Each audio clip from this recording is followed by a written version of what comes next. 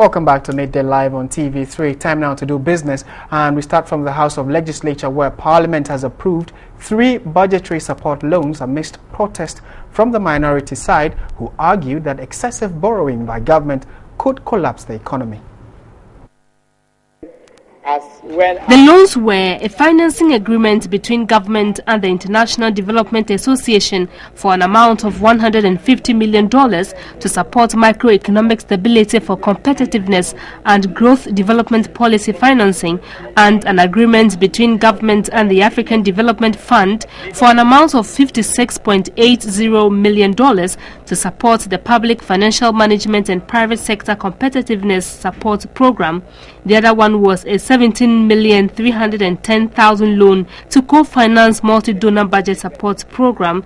The minority, though took part in the approval, protested. What has happened to sovereign guarantee? The fact is that those who are investing in us, those who are lending, have lost confidence even in our sovereign guarantee. I just want to say a note of caution. We should never forget the challenges Greece is facing at the moment and where we are going, Mr. Speaker. I'm baffled by the point that is being made. Mr. Speaker, a guarantee is a guarantee. And a guarantee, whether it is by the state or it is by the World Bank or African Development Bank, as we are seeking to do, is to underwrite risk. Mr. Minister, my advice is that next time, let's agree that such budget support comes in the first quarter so that we are more comfortable to avoid what happened in May and June when we waited till it went to 4.5. Now we have to inject almost $700 million in 2 months to smoothen it. What is being done today, you don't behave as if yesterday you didn't do same. You did. Request for approval of the 2015 Eurobond financing plan for an amount up to $1.5 billion was also presented. Still in Parliament, and the minority side says it is too early for anyone to start jubilating that the Ghanaian economy is doing well. Minority spokesperson on finance, Dr. Anthony Akoto, said at a press conference after the finance minister's budget statement of the media review, says that government's excessive borrowing could be dire for the country. Dr. Anthony Akoto said Ghana's debt has gone up, adding that it has implications for interest payments. One thing that you've noticed is that they're asking, and Parliament is here to approve, of an additional $500 million to raise at the capital market. You recall we approved $1 billion in December, and they're asking $500 million additionality, and this is where the Speaker talked about. We've already taken a decision. So is this request additional to the $1 billion? I think it is not. So we may have to rescind our decision.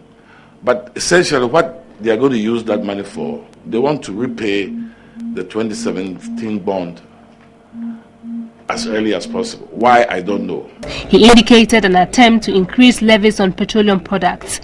The government is anticipating that because of the depreciation that happened earlier, donor inflows in cedi terms will be higher. So they expect to have more revenues from abroad. But that's in the first half. If the cedi appreciation were to go forward, the reverse will be true. Donor revenues will not necessarily bring much more revenue. So foreign capital finance expenditure will fall again. Simple investment, domestic can go down, is going down, I'm sorry. Foreign domestic will go down, so growth will be jeopardized. At the beginning of the year, we were told that the economy would expand like that by 3.9%. What government said today was that the way things are going, I can't achieve that. I can only do 3.5%. So correspondingly, I would assume that the rate at which government said it was going to generate jobs for us is going to reduce by the close of the year to 3.5%. The minority spokesperson on finance said the cedi's appreciation against major trading currencies should not give anyone the cause to jubilate. And we've been asking the public what they thought of the finance minister's mid-year review of the budget. They also had their own review, and we want them to tell you what it is. So watch this. The finance minister was in Parliament yesterday to present the mid-year budget review, and per his analysis, he's requesting Parliament to approve an additional 865 million cedis to help him complete the budget cycle. But people think that the government is spending too much and does not need an additional money. But what do you also think?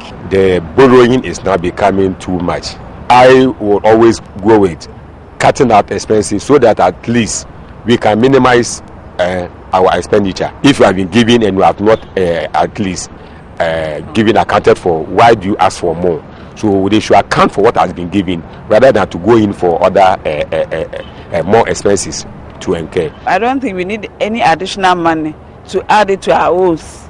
So I think Parliament should look at it very well, and they should not let the government borrow any money for us to be in bankrupt again.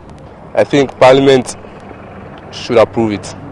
Yes, if like they know there's like what is important, like with like what they will use the money to do is going to benefit us, the country, as a nation, then I think they should approve it. The first budget was taken, and we can't see anything they've used that money for.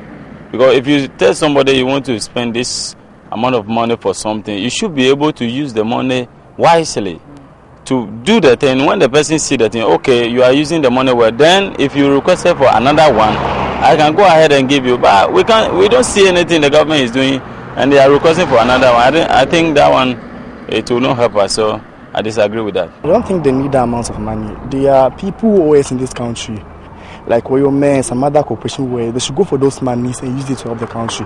We don't need to give them any other loan.